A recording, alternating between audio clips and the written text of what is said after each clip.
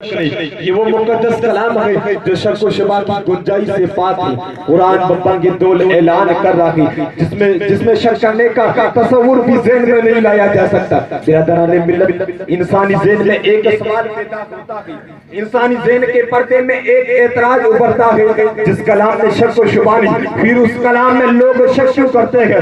نزول زمانہ میں بھی لوگ اس میں شک کرتے ہیں۔ اس کا جواب یہ ہے کہ یقیناً اللہ کے کلام میں کوئی شک نہیں۔ جو شخص اللہ کے کلام میں شک کرتا ہے وہ اندھا ہے، اس لیے کہ وہ جسم عدم سے قرآن کا مطالعہ نہیں کر سکتا۔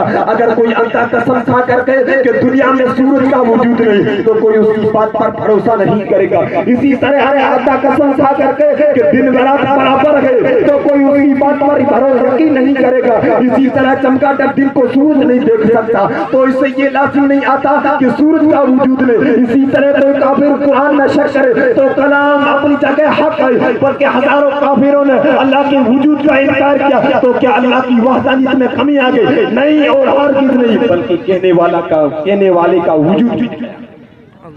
برادران ملت اسلامیہ، بات اسی پر ختم نہیں ہو جاتی ہے کہ اس میں کوئی شک نہیں، بات اسی پر ختم نہیں ہو جاتی ہے کہ اس میں شک و شبہ کی کوئی گنجائش نہیں، بلکہ قرآن دنیا والوں کو کھلا چیلنج دیتا ہے۔ وَإِن كُنتُمْ فِي رَيْبٍ مِّمَّا نَزَّلْنَا عَلَىٰ عَبْدِنَا فَأْتُوا بِسُورَةٍ مِّن مِّثْلِهِ وَادْعُوا شُهَدَاءَكُم مِّن دُونِ اللَّهِ إِن كُنتُمْ صَادِقِينَ۔ اگر تم شک کرتے ہو اس کلام کے بارے میں جو ہم نے اپنے پیارے حبیب پر اتارا تو اس کے مثل ایک صورت بنا کر پیش کرو اور اپنی مدد کے لیے اللہ کے علاوہ تمام دوستوں احباب کو بلا لو۔ اگر تم سچے ہو، قرآن کا چیلنج بھی موجود ہے، کوئی انسان آج تک قرآن کا چیلنج قبول نہیں کر سکا۔ شک کرنے والے کرتے رہے لیکن اپنے دعوے کے لیے دلیل نہ لا سکے۔ قرآن میں 114 سورہ ہے، تم صرف ایک سورہ بنا کر لاؤ، پورا قرآن نہیں، صرف ایک سورہ بنا کر لاؤ، ایک منزل نہیں، صرف ایک سورہ بنا کر لاؤ، ایک پارہ نہیں، صرف ایک سورہ بنا کر لاؤ، ایک رکوع نہیں، صرف ایک سورہ بنا کر لاؤ، سورہ مکہ نہیں، سورہ کوثر کی طرح بنا کر لاؤ، سورہ قل هو اللہ کی طرح بنا کر لاؤ۔ اگر اکیلا نہ بنا سکو تو مدد کے لیے مدبر و مفکر کو بلاؤ، اگر اکیلا نہ بنا سکو تو کسی ڈگری یافتہ کو بلاؤ، اگر اکیلا نہ بنا سکو تو کسی سائنسداں کو بلاؤ۔ مگر قسم خدا کی تاریخ گواہ ہے آج 1400 سال گزر جانے کے بعد اس کا کوئی مطالبہ پورا نہیں کر سکتا۔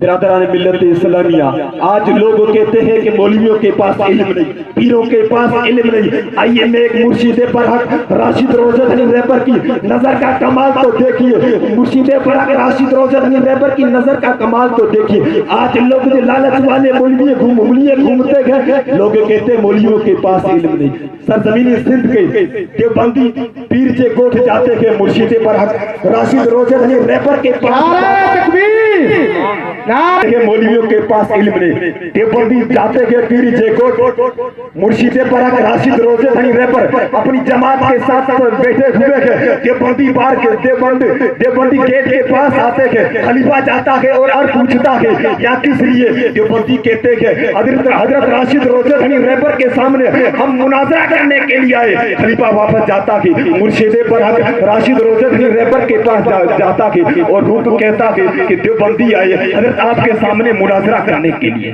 مرشد برحق راشد روزہ دھنی رہبر نے کہا دیوبندیوں کو اندر آنے دو۔ جب دیوبندی اندر آتے ہیں تب مرشد برحق اپنی جماعت فقیروں کے ساتھ بیٹھے ہوئے ہیں۔ مرشد برحق ان جماعت میں سے ایک فقیر کو کھڑا کیا جس فقیر کا نام سالن فقیر ہے، وہ سالن فقیر کھڑا ہوتا ہے۔ مرشد برحق راشد روزہ دھنی رہبر کی وہ سالن فقیر کے اوپر نظر دیتی ہے۔ دیوبندی سوال کرتے گئے، جیسے ہی دیوبندی سوال کرتے گئے، سالن فقیر ان پڑھتا، سالن فقیر ان پڑھتا، دیوبندی سوال کرتے گئے تو سالن فقیر قرآن اور حدیث کی روشنی میں جواب دیا۔ دوسرا تیسرا چوتھا سوال کیا، قرآن اور حدیث کی روشنی میں جواب دیا۔ وہاں بھی سمجھ گئے، وہاں بھی حیران ہو گئے، وجہ کیا ہے؟ تو مرشد گرامی راشد روزہ دھنی رہبر کی نظر ہٹ گئی۔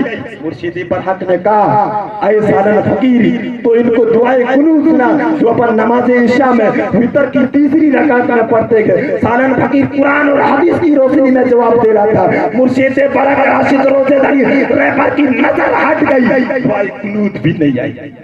نگاہ ولی میں وہ تاثیر دیکھی، نگاہ ولی میں وہ تاثیر دیکھی، بدلتی ہزاروں کی تقدیر دیکھی۔ نہ کتابوں سے نہ کالج کے در سے پیدا، نہ کتابوں سے نہ کالج کے در سے پیدا، دین ہوتا ہے بزرگوں کی نظر سے پیدا۔ جب ان کے گدا بھر دیتے گئے شاہراہ زمانہ کی جھولی، جب ان کے گدا بھر دیتے گئے شاہراہ زمانہ کی جھولی، جب محتاج کا یہ عالم ہے تو مختار کا عالم کیا ہوگا؟ وآخر دعوانا ان الحمدللہ رب العالمین، استغفر اللہ ربی من کل ذنب۔ السلام علیکم۔